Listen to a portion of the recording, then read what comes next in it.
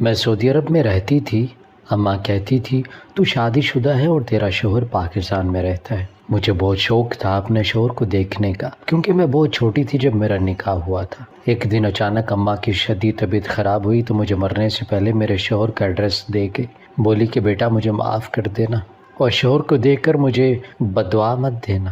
میں نے اماں کی بات پر دھیان نہیں دیا اور پاکستان اپنے شوہر سے ملنے چلے گئی، اور جو ہی شوہر پر نظر پڑی تو جان نکل گئی، کیونکہ اس کی تو میں حیا ہوں، اپنی ماں کی اکلوتی بیٹی اور سہارا۔ میں اپنی ماں کے ساتھ سعودیہ میں رہتی تھی۔ میری عمر اس وقت 4 سال تھی جب میرے والد کا اچانک انتقال ہو گیا اور ہم سعودیہ میں ہی رہ گئے۔ میرے والد سعودیہ میں ملازمت کرتے تھے جب ان کی میری والدہ سے شادی ہوئی۔ پہلے تو والدہ صاحبہ پاکستان میرے دودیال یعنی اپنے سسرال والوں کے ساتھ رہتی تھی، مگر کچھ ہی عرصے بعد میرے والد صاحب کے گھر والوں کے اختلاف سے تنگ آ کر وہ اپنے میکے چلی گئی۔ جب یہ بات والد صاحب کو پتہ چلی تو انہوں نے بہت مشکل سے انہیں اپنے پاس بلوا لیا اور پھر وہیں رہنے لگی۔ امی جان کے سعودیہ جانے پر والد صاحب کے گھر والوں نے لڑائی جھگڑا شروع کر دیا، مگر پھر ان دونوں سے رابطہ ختم کر دیا۔ اب وہ لوگ دوبارہ پاکستان نہ جا سکے، جس کی بڑی وجہ ذرائع کی تھی۔ شادی کے شروع کے 2 سال بہت خوشحال گزرے تھے، مگر پھر والد صاحب کی طبیعت خراب رہنے لگی، جس کی وجہ سے وہ کام نہ کر پاتے اور اتنی رقم نہ ہو پاتی جس سے واپسی کا انتظام کر سکتے۔ وقت گزرتا گیا اور امی جی نے وہیں پر کام کرنا شروع کر دیا۔ جیسے جیسے ابو جی کی حالت خراب ہو رہی تھی امی کو فکر ہونے لگی۔ امی اور ابو دونوں ایک دوسرے سے بہت پیار کرتے ہیں۔ شادی کے 5 سال بعد ان کا انتقال ہو گیا۔ یہ صدمہ معمولی نہیں تھا۔ بہت مشکل سے امی نے خود کو سنبھالنا شروع کیا۔ وہ میرے لیے بھی اداس ہو گئی تھی، مگر جلد ہی خود کو سنبھالنا شروع کیا اور آہستہ آہستہ انہوں نے میری پرورش کرنا شروع کی۔ شروع کا وقت کافی مشکل گزرا، مگر وہ ثابت قدم رہی۔ میری پڑھائی مکمل کروانا ان کی اولین ترجیح تھی۔ وہ مجھے خود پڑھاتی کہ میری پڑھائی نامکمل نہ رہے۔ میں اس وقت 15 سال ہوئی جب انہوں نے مجھے بلایا اور جو خبر دی وہ میرے لیے کسی شوق سے کم نہیں تھی۔ میں کافی دیر تک انہیں دیکھتی رہی۔ کیا ہوا آیا؟ جب کافی دیر تک میں نے جواب نہ دیا تو امی نے پوچھا۔ کچھ نہیں امی جی، میں نے کہا۔ تو پھر کیا سوچ رہی ہوں؟ امی نے مجھے سوچتے ہوئے دیکھ کر کہا، میں یہ سوچ رہی ہوں کہ آپ نے یہ بات مجھے اب تک کیوں نہیں بتائی۔ میں نے ان کے پاس بیٹھتے ہوئے کہا، شاید اس لیے کہ یہی وقت ہے تمہیں بتانے کا۔ وہ بولی تو تھکن زیادہ لگی۔ ٹھیک ہے، جیسا آپ کو بہتر لگے۔ میں نے بات ختم کی تو وہ میرا ہاتھ پکڑتے ہوئے بولی، دیکھو حیا، میں چاہتی ہوں تمہیں وہ سب پتا ہو جس سے تم انجان ہو۔ امی نے ہاتھ سے ہلاتے ہوئے کہا، میں سمجھی نہیں۔ میں نے نہ سمجھی سے انہیں دیکھتے ہوئے کہا، دیکھو حیا، میری زندگی کا کچھ پتہ نہیں، اس لیے یہ بات تمہیں بتائی ہے تاکہ تم میرے مرنے پر یہ نہ سمجھو کہ تم بے سہارا ہو۔ امی نے میرا چہرہ چومتے ہوئے کہا، اللہ نہ کرے آپ کو کچھ ہو۔ میں نے دکھ سے کہا، ایک وہی تو تھیں، اگر انہیں بھی کچھ ہو جاتا تو میں کیسے جی پاتی۔ ان سب کے بعد وہ کافی دیر تک مجھ سے باتیں کرتی رہیں۔ اس کے بعد میں صحن میں آگے مجھے امی کی یہ باتیں یاد آنے لگی تو ایک آنسو ٹوٹ کر گرا۔ پتہ نہیں کون لوگ تھے جنہوں نے کبھی پلٹ کر پوچھا، اور کیسا شخص تھا وہ جس سے یہ بات پتہ نہیں تھی، اور پتہ تھی تو اس نے یا اس کے خاندان نے رابطہ کیوں نہیں کیا۔ عجیب کہانی تھی۔ میں کافی دیر وہیں بیٹھی رہی، یہی سوچتی رہی کہ اس کے بعد جا کر سو گئی۔ صبح کالج گئی تو سوہا نے میری پریشانی بھانپ لی۔ کیا بات ہے حیا؟ وہ میرے پاس بیٹھی اور پوچھنے لگی۔ کچھ نہیں، میں بات بدلنا چاہتی تھی۔ دیکھو بکواس نہ کرو، پریشانی بتاؤ۔ اس نے غصے میں کہا تو میں نے اسے سب کچھ بتا دیا، جس سے سنتے وہ مجھے دیکھتی رہ گئی۔ سچ؟ مجھے یقین نہیں ہو رہا، وہ بے یقینی سے بولی۔ مجھے خود نہیں ہو رہا، میں نے کہا۔ اچھا چلو چھوڑو، اٹھو کینٹین چلتے ہیں۔ وہ مجھے لے کر چلی گئی۔ حیا، جب تم پاکستان جاؤ تو اپنے دودیال والوں سے بھی ملنا، امی نے کھانا بناتے ہوئے کہا۔ مگر کیوں؟ کیا وہ کبھی ہم سے ملنے آئے؟ میں نے نفرت سے کہا، ایسی باتیں مت سوچا کرو۔ دیکھو آدھے سے زیادہ رشتے تو خود غرضی میں ٹوٹ جاتے ہیں، یہی سوچتے کہ جب وہ یاد نہیں کرتے تو ہم کیوں کریں۔ تم ایسا نہیں کرو گی، تمہارا ان کا تعلق ٹوٹنے والا نہیں ہے، اس لیے تم جاؤ گی، انہیں مناؤ گی، امی نے مجھے سمجھاتے ہوئے کہا۔ ٹھیک ہے، میں نہیں چاہتی تھی وہ دکھی ہوں، اس لیے میں نے ہاں کر دی۔ تم اپنے شوہر سے ملنا، وہ بھی تو پاکستان میں ہے، وہ پیار سے بولی۔ اب تو مجھے بھی شوق ہونے لگا تھا کہ پاکستان جانے کا، اور میں چاہتی تھی کہ امی کے ساتھ جاؤں، اسی لیے سیکنڈ ٹائم جاب کرنا شروع کی تاکہ امی کو لے کر جا سکوں، مگر قدرت کو کچھ اور ہی منظور تھا۔ وقت گزرتا رہا اور میری پڑھائی مکمل ہو گئی۔ مجھے وہیں بہت اچھی جاب بھی مل گئی۔ میں بہت خوش تھی کہ اب جلدی سے پاکستان جا سکوں گی، لیکن امی کی طبیعت اب خراب رہنے لگی۔ دن بدن وہ کمزور ہوتی جا رہی تھی، مجھے ہر وقت ان کی فکر لاحق رہتی۔ میں ان کی صحت کا بہت خیال رکھتی، مگر پھر بھی وہ ٹھیک نہیں ہو رہی تھی۔ بہت دعائیں کی، بہت اچھی جگہوں سے علاج کروایا، مگر سب بے سود۔ حیا تم پاکستان چلی جانا، وہ مجھے ہر بار یہی تلقین کیا کرتی۔ ٹھیک ہے امی، آپ بے فکر رہیں، پلیز پریشان نہ ہو۔ میں اب انہیں تسلی دیتی کہ وہ میری بے رخی سے دکھی نہ ہوں، مگر ان کی بہت سی باتیں ایسی ہوتی جو مجھے سمجھ نہ آتی۔ حیا تم اپنے شوہر کو قبول کر لینا۔ ایک دن سوپ پلاتے ہوئے ان سے باتوں کے دوران انہوں نے کہا تو میرے ہاتھ رک گئے۔ وہ ایسا کیوں کہہ رہی تھی؟ بھلا کون سی بیوی اپنے شوہر کو قبول نہیں کرے گی؟ کئی دفعہ ان سے پوچھا، مگر ان سے پوچھ کر بھی کوئی فائدہ نہ ہوتا، کیونکہ وہ چپ ہو جایا کرتی یا معافی مانگنے لگتی۔ مجھے سمجھ نہ آتا وہ مجھ سے معافی کس چیز کی مانگتی ہیں۔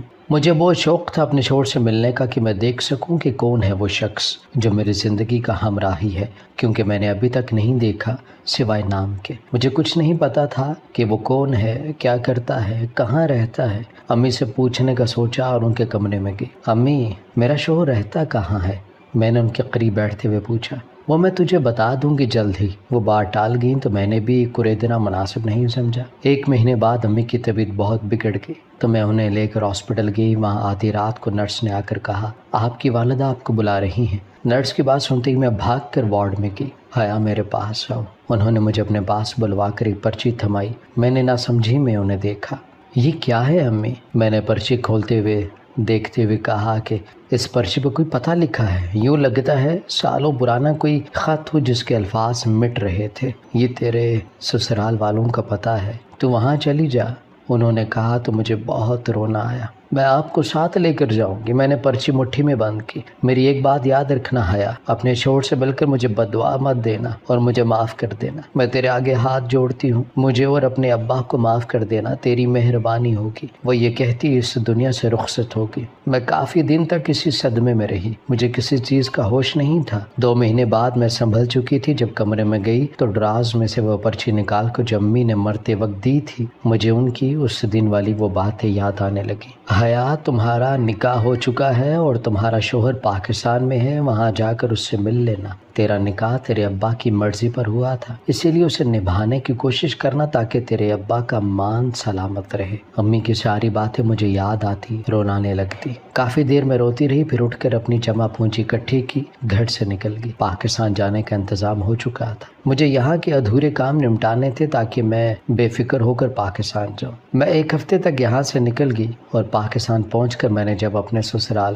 گئی، گھر زیادہ بڑا نہیں تھا تو چھوٹا بھی نہیں تھا۔ اندر داخل ہوئی تو سامنے ایک عورت بیٹھی تھی، ساتھ ایک لڑکی، دونوں گفتگو میں مصروف تھیں۔ جب لڑکی کی نظر مجھ پر پڑی، جی کون اور کس سے ملنا ہے؟ اپنے ہی گھر میں ایسا سوال؟ میں نے سختی سے بیگ کو پکڑا۔ میں حیا ہوں، سعودیہ سے آئی ہوں، میں نے آہستہ آواز سے کہا تو وہ عورت ایک دم اٹھ کر کھڑی ہوئی۔ حیا، تم یہاں کب آئی پاکستان؟ وہ عورت میرے پاس آتے ہی پوچھنے لگی۔ آج ہی آئی ہوں۔ میں ان کے سوال کا جواب دیا، البتہ وہ لڑکی مجھے دیکھتی رہی۔ اچھا، پھر تو تھک گئی ہوگی، نور بھابھی کو کمرے میں لے جا تاکہ آرام کر سکیں۔ اس عورت نے جلدی سے اس لڑکی کو کہا۔ بھابھی؟ وہ لڑکی حیران ہو کر مجھے دیکھنے لگی، مانو کچھ غلط سن لیا ہو۔ ہاں بھابھی، میں تمہیں بتاتی ہوں، تم پہلے سے لے کر تو جاؤ۔ اس بار ان کے لہجے میں سختی تھی، جس پر لڑکی منہ بسوڑتی مجھے لے کر ایک کمرے کی طرف چلنے لگی۔ تم یہاں رہوگی اور اگر کسی چیز کی ضرورت ہو تو بتا دینا۔ وہ لڑکی جو کہ میری نند تھی مجھے کمرے میں لے کر گئی اور وہاں جا کر کہا، بہت شکریہ۔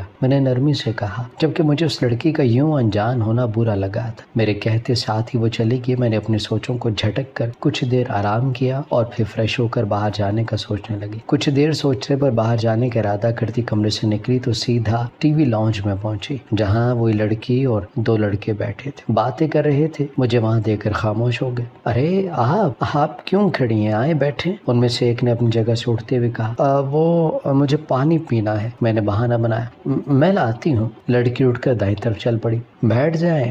دوسرا لڑکا بھی اٹھ کھڑا ہوا تو میں دوسری طرف پر صوفے پر بیٹھ گئی۔ لڑکی نے مجھے پانی کا گلاس پکڑایا۔ میرا نام نور ہے اور یہ سمیر بھائی اور حسین بھائی ہیں، ہم سب 8 بہن بھائی ہیں۔ آپ ہمارے بڑے بھائی کی بیوی ہیں، اس لحاظ لحاظ سے ہم آپ کو بھابھی کہیں گے. مجھے امید ہے آپ کو برا نہیں لگے گا. وہ پیار سے تعارف کرواتی بھی بولی. مجھے لگا باقی چاروں بھائی بہن ان سے چھوٹے ہوں گے. میں نے اس کی بات پر اسبات میں سر ہلا دیا اور خاموش ہو گئی. آپ کیا کرتی ہیں؟ لڑکی کافی دیر کی خاموشی کے بعد پوچھنے لگی. میں نے ڈریس آرٹ اور ڈیزائننگ کی پڑھائی کی ہے اور اسی کی جاب کرتی ہوں. میں نے نارملی جواب دیا. کچھ دیر باتوں کے بعد میں واپس کمرے میں آ گئی. شام کو باہر سے آتے شور سے میں کمرے سے نکل گئی تو سامنے 3 مرد کھڑے تھے اور ایک عورت جس کی عمر 35 سال ہوگی. وہ سب اس عورت جنہوں نے مجھے کمرے میں بھجوایا تھا اور جنہیں سب اماں جی کہتے تھے. اماں جی سے لڑ رہے تھے. لو جی آ گئی مہارانی، وہ عورت غصے سے بولی. میں ان کو دیکھتی رہ گئی. مجھے زیادہ اردو بولے نہیں آتی تھی، سمجھ بھی کچھ حد تک لیتی تھی. زیادہ مشکل الفاظ سمجھنا میرے بس سے باہر تھا، اسی وجہ سے میں سمجھ نہیں سکی. میں کہہ رہی ہوں اماں سے رخصت کریں، ایک مرد بولا. میں نہ سمجھی سے سب کو دیکھ رہی تھی کہ آخر کیا ہو رہا تھا. وہ لوگ میرے بارے میں ایسی باتیں کیوں کر رہے تھے اور اتنی نفرت کیوں تھی؟ مجھے سمجھ نہیں آ رہا تھا کہ کیا کروں. تم کمرے میں جاؤ، اماں جی نے مجھے جانے کا کہا تو میں جلدی سے واپس کمرے میں آ گئی اور دروازہ بند کر دیا. باہر باتیں ابھی تک ہو رہی تھیں، شور اور لڑائی کی آوازیں آ رہی تھی. میرا دل بند ہونے کو تھا مگر شاید ابھی ہمت بہت تھی جس کی وجہ سے برداشت ہو رہی تھی وہ باتیں. اور میں وہ باتیں برداشت کر رہی تھی جو سننے کا کبھی سوچا تک نہیں تھا. وہ بھی سن رہی تھی. آدھی رات تک یہی سب چلتا رہا. ساری رات نیند نہیں آ سکی. دوسری صبح بہت جلد تھی. مجھے ابھی تک کچھ سمجھ نہیں آ رہا تھا کہ میرا شوہر کہاں ہے اور ابھی تک وہ کیوں نہیں آیا. میں بیٹھی سوچ میں غرق تھی جب نور نے دروازے پر دستک جواب نہ پا کر بنا اجازت ہی اندر آ گئی. بھابھی ناشتہ کر لیں. اس نے ایک ٹرے میرے سامنے رکھی. نور، اسے جاتا دیکھ کر میں نے پکارا تو وہ رک گئی. کل رات لڑائی میری وجہ سے ہو رہی تھی؟ میرے پوچھنے پر وہ میرے سامنے بیٹھ گئی. نہیں، یہ تو روز کا کام ہے، آپ بے فکر رہیں. وہ تحمل سے بات چھپا گئی. مجھے لگا شاید میں بولتے بولتے رک گئی. ارے نہیں یار، اچھا چھوڑیں، یہ بتائیں آپ سعودیہ میں کس کے ساتھ رہتی تھی؟ اس سے پوچھا تو مجھے شدت سے امی کی یاد آئی. امی کے ساتھ؟ میں نے ضبط سے کہا. اب وہ کہاں ہیں؟ اس سے میرے دکھی ہونے پر پوچھا. ان کی ڈیتھ ہو گئی ہے. میں کہتے ہوئے رو پڑی تو مجھے چپ کروانے لگی، ساتھ معافی بھی مانگتی رہی. نور، تمہارے بھائی کہاں ہیں؟ میں نے پوچھا تو وہ اٹھ کھڑی ہوئی. میں اب چلتی ہوں، اماں جان انتظار کر رہی ہوں گی. وہ کہتے ساتھ ہی غائب ہوگی اور میں دروازے کو تکتی رہی جہاں سے وہ گئی تھی. اس نے میری بات کا جواب کیوں نہیں دیا؟ میں نے خود سے پوچھا مگر جواب تو مجھے بھی نہیں پتا تھا. میں سارا دن کمرے میں رہی. شام کو اماں جی میرے پاس آئی. دیکھو حیا، میرے بچے تمہیں پسند نہیں کرتے، انہوں نے صاف گوئی سے کہا. تو میں نے چونک کر انہیں دیکھا. تمہیں پتا ہے تمہاری ماں اور باپ میرے کیا لگتے تھے؟ ان کے سوال پر میں نے نفی میں سر ہلایا. مگر ان کی بات پر میرا دل ایک دم بند ہوا. میں تمہارے باپ کی بڑی بہن تھی اور جب تمہارا باپ سعودیہ گیا تو اس نے واپسی کا وعدہ کیا تھا. میں بہت جلد واپس لوٹ آؤں گا آپا جی، خرم نے وعدہ کرتے ہوئے کہا تھا مجھ سے. تم جانتے ہو خرم، میں تمہیں دیکھے بنا نہیں رہ سکتی، آپا نے کہا تھا. میں جانتا ہوں مگر فکر نہ کریں، لوٹ آؤں گا بہت جلد، خرم نے آپا کا ہاتھ پکڑتے ہوئے کہا اور چلا گیا. اماں، آپ خرم کے لیے لڑکی تلاش کریں، شادی ہو جائے گی، وہ واپس نہیں جائے گا. آپا نے اماں کے ساتھ بیٹھتے ہوئے ان سے کہا. برداشت تھا اپنے بھائیوں کے بغیر رہنا. ٹھیک ہے دیکھتے ہیں، اماں نے کہا اور پھر لڑکیوں کی تلاش ہونے لگی. ایک لڑکی پسند آئی تو اسے خرم کی شادی کر دی گئی تاکہ وہ سعودیہ واپس نہ جائے. مگر وہ تو وہاں کا ہو کر رہ گیا تھا، اسی لیے 3 مہینے بعد چلا گیا. اس کے جانے کے کچھ ہی مہینوں بعد ہیرا نے گھر میں لڑائی شروع کر دی. کوئی کام کہا جاتا تو انکار کر دیتی اور کہتی کہ میرے شوہر کے پیسوں پر پل رہے ہیں سب، میں کیوں کام کروں. اس طرح ہر وقت گھر کا ماحول خراب رہتا. اور ایک دن وہ روٹ کر میکے چلے گی اور نہ جانے اس نے خرم سے کیا کہا کہ وہ گھر والوں سے ناراض ہو گیا اور ہیرا کو اپنے پاس بلا لیا. جب گھر والوں نے اسے واپس آنے کا کہا تو وہ انکار کر گیا. ہیرا نے کیا پٹی پڑھائی یہ پتہ نہیں تھا. دن رات میں خرم کی واپسی کے لیے دعائیں کرتی، اس کی منتیں کرتی مگر وہ انسنی کر دیتا. تمہاری ماں نے مجھ سے میرا بھائی چھین لیا اور میں تڑپتی رہی. اللہ جانتا ہے میں نے تمہاری ماں کے آگے ہاتھ بھی جوڑے تھے. میں کبھی نہیں چاہتی تھی وہ ہم سب سے دور ہو جائے مگر وہ چلا گیا، پھر ہم سے ہمیشہ کے لیے دور ہو گیا. تمہارا میرے بیٹے سے نکاح بھی آن لائن ہوا تھا. اس وقت یہ ممکن تھا. یہ رشتہ صرف زبانی کلامی تھا. مجھے یقین نہیں ہوتا تمہاری ماں نے تمہیں اس رشتے کے بارے میں پورا سچ کیوں نہیں بتایا. ایک کے بعد ایک راز میرا دل کر رہا تھا کہ رونے لگ جاؤں. رہوں کہ سب تڑپ اٹھے مگر وہاں میرے درد کی پرواہ کسے تھی. میں چپ تھی، بالکل خاموش، جب وہ ایک بار پھر بولی. جانتی ہو کس سے ہوا تمہارا نکاح؟ دیکھا ہے اسے؟ ان کے سوال پر ایک بار پھر میں نے نفی کی تو وہ مسکراتی. تمہارا نکاح میرے سب سے بڑے بیٹے سے ہوا تھا جو آج ہو رہا ہے. میرا تمہیں مشورہ ہے اس سے طلاق لے کر اپنا گھر بساؤ. وہ مجھے کہہ کر چلی گئی. پیچھے میں وہیں زمین پر بیٹھ گئی. سانس رک گئی تھی. بار بار امی اور ابا کی یاد آ رہی تھی. انہوں نے کیوں مجھے ان سب اختلافات کی بھینٹ چڑھایا؟ میں یوں ہی گمسم بیٹھی رہی جب نور اندر آئی. بھابھی باہر آ جائے، اماں جان بلا رہی ہیں، وہ کہہ کر چلے گی. میں نے وقت دیکھا تو شام کے 4 بج رہے تھے. پھر یاد آیا اماں نے کہا تھا کہ ان کا بیٹا شام کو آئے گا. منہ ہاتھ دھو کر باہر نکلی تو سامنے صوفے پر سبھی گھر والے بیٹھے تھے. مجھے آتا دیکھ کر اماں جان بولی، یہ ہے حیا، خرم کی بیٹی اور تمہاری منکوہا. انہوں نے ایک وجود کی طرف اشارہ کرتے ہوئے کہا. اتنا تو مجھے پتہ لگ چکا تھا کہ وہ میرے شوہر کو ہی بتا رہی تھی. میں ان کے تھوڑا قریب گئی تبھی وہ پلٹا. اسے دیکھ کر میری چیخ نکل گئی. پیروں تلے سے گویا زمین کھینچ لی ہو کسی نے. منہ پر ہاتھ رکھے میں ڈر سے آنکھیں پھیلائی کھڑی تھی. ٹانگوں سے جان نکلتی محسوس ہو رہی تھی اور یہیں بے ہوش ہو کر میں گر گئی. اس کے بعد مجھے ہوش آیا تو میں ہاسپٹل میں تھی. قریب نور بیٹھی تھی. تھوڑا دور حسین کھڑا ڈاکٹر سے بات کر رہا تھا. جب سمیر فائل پڑھ رہا تھا مجھے ہوش میں آتا دیکھ کر مسکرایا اور حسین کو آواز دی.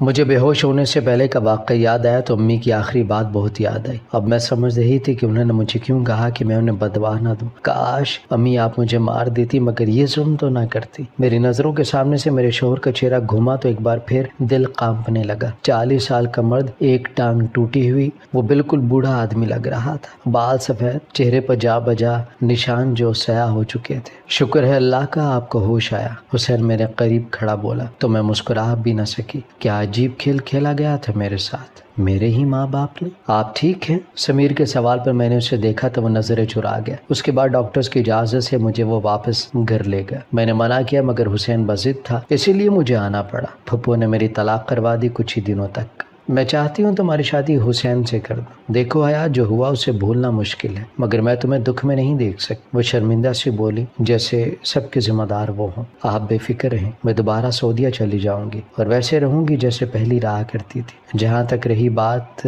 اکیلے پن کی تو وہ شروع سے ہی برداشت کرتی آئی ہوں. ہاں بس اس بار امی جی ساتھ نہیں ہیں. میں نے صبر سے کہا. یہ میں ہی جانتی تھی میں کیسے وہاں رکی تھی. نہیں حیا، وہ پھر بولنے لگی. پلیز پھپھو مجھے مجبور نہ کریں. میں انہیں کہہ کر وہاں سے نکل آئی. اب مجھے زندگی کا سفر اکیلے کرنا تھا. واپس سعودیہ جانے کی تیاری ہو چکی تھی. ایک آخری بار پاکستان کو دیکھتی میں ہمیشہ کے لیے سعودیہ چلی گئی. شاید اکیلے رہنا ہی میرا نصیب تھا. میں نے اپنے ماں باپ کو بدوا نہیں دی کیونکہ میرے ساتھ وہی ہوا جو قسمت میں لکھا تھا.